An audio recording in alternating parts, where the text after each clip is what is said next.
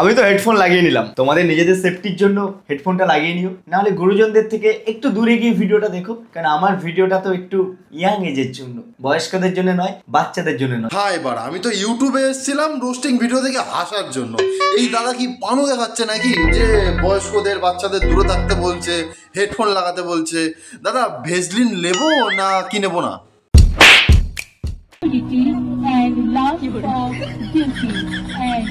ভাই এটা বিয়ের মন্ত্র পড়ছে নাকি স্পোকেন ইংলিশে ক্লাস নিচ্ছে? একটা সত্যি কথা বলো তো, তুমি এখানে রোস্টিং করতে বসেছো কানের মধ্যে হেডফোন পরে, নাকি কোন বানেগা করার প্রতি খেলছো? যে প্রশ্ন করছো, আর সকালবেলা কি গাঁজা পাতা জলের মধ্যে গুলে খেয়ে চলে এসছো যে এখনো পর্যন্ত নেশা কাটেনি? বাস্তবে যা হচ্ছে আর তুমি যা বলছো তার সাথে কোনো মিল খুঁজে পাচ্ছ না। কোন ইনস্টিটিউট বলো তো যে ইংলিশ শেখানোর আগে একটা বর বউ সাজায়, ফুল দিয়ে মণ্ডপ সাজায়? এই প্রশ্নটা আমি তোমার কাছে রাখলাম। Good question. You are a good question. Let all ominous signs be without. Let all dangers are. আলাদাই মানুষজন সব, মানে পুরো যা তা ভাই।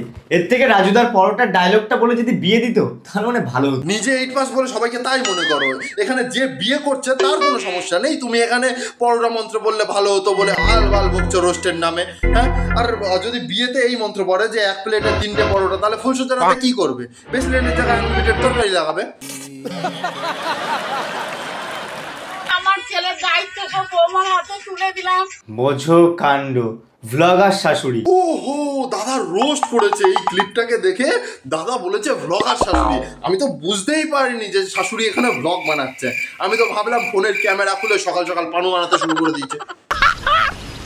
मस्त जोक मारा रे ये हंस रे हलकट हंस আমার বাড়ির আত্মীয় স্বজন লোক, মানে বাড়ির মেন সিসি ক্যামেরা শাশুড়ি, সেই হলো ভ্লগার। তাহলে বুঝতে পারছো তো? না, এখনো বুঝতে পারছি না। আর তুমি হলে খান স্যারের লাইট ভার্সন, পান স্যার।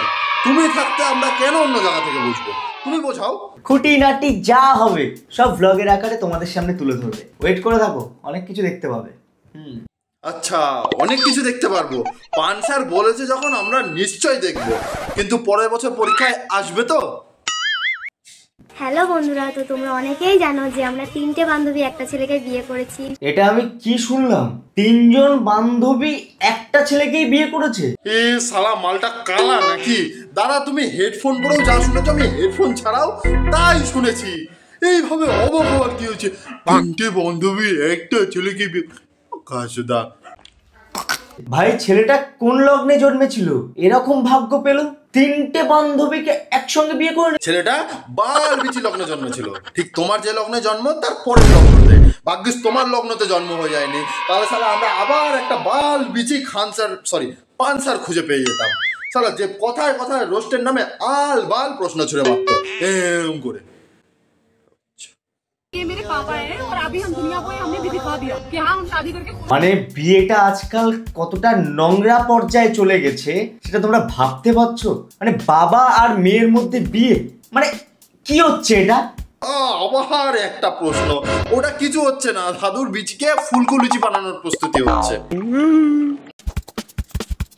আমি অনেক ভারতের বাইরে খেলেছি, সানিয়া মির্জা অনেক পুরস্কার পেয়েছি, অনেক পুরস্কার পেয়েছি।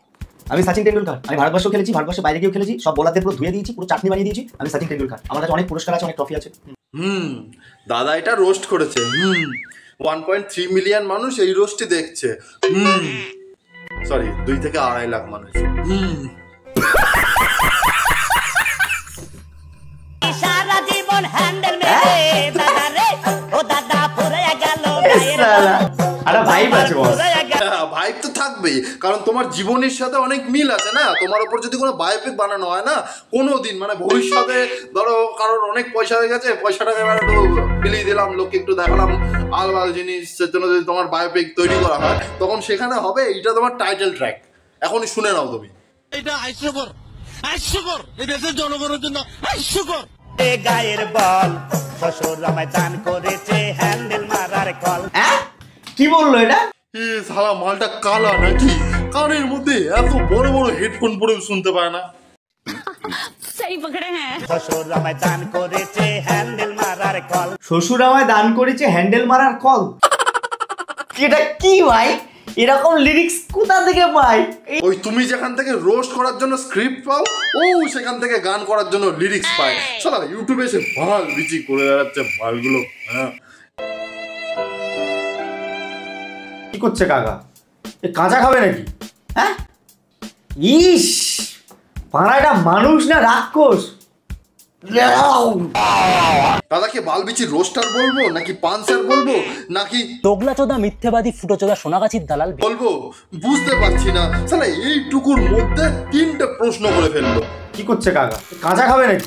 পাড়াটা মানুষ না রাক্ষস? দাদা তোমার জন্য না একটা সাজেশন আছে, ইউটিউবের রোস্টিং চ্যানেল বন্ধ করে দিয়ে একটা রিয়েলিটি শো খোলো, গাধা নাম্বার 1, আর নিচে ট্যাগলাইন দেবে সেলফ ইন্সপায়ার্ড, তারপরে ওখানে প্রশ্ন খেলো। শালা ইউটিউবে এসে নিজেকে রোস্টার বলে দাবি করে, তাও যদি দুধু খাওয়া রোস্টার বলতো মানা যেত। बात तो सही है। তো ব্যাস আজকের জন্য এইটুকু। ভিডিওটি তোমাদের ভালো লাগে তাহলে তোমরা এই ভিডিওটার সাথে যা ইচ্ছা তাই করতে পারো, জাস্ট লাইক শেয়ার সাবস্ক্রাইব যা খুশি তাই করতে পারো। কিন্তু আর একটা জিনিস যেটা আমার তোমাদের কাছে বক্তব্য রাখার, যে তিলোত্তমার বিচারটা, ওটা এখন মানে কি হয়ে দাঁড়িয়ে রয়েছে আমাদের সামনে আমি বুঝতে পারছি না। আমি কি এখন বিচার চাইতে পারবো? বিচার তো দিয়েছে, কিন্তু কেমন বিচার দিয়েছে সেটাতে আমরা মনে হয় না 90% মানুষই সন্তুষ্ট ওই বিচারে। মানে যেটা মানে যাকে ফাঁসানো হয়েছিল, আমার মতে ওকে ফাঁসানো হয়েছিল, জানি না এটা মানে বিচারকের বিচার সবার ওপরে, কিন্তু বাট জানি না কি হয়েছে, ব্যাপারটা আমার সব পুরোপুরি পরিষ্কার না। তো তবুও আমরা চালিয়ে যাই যে সঠিক বিচার কোথায়।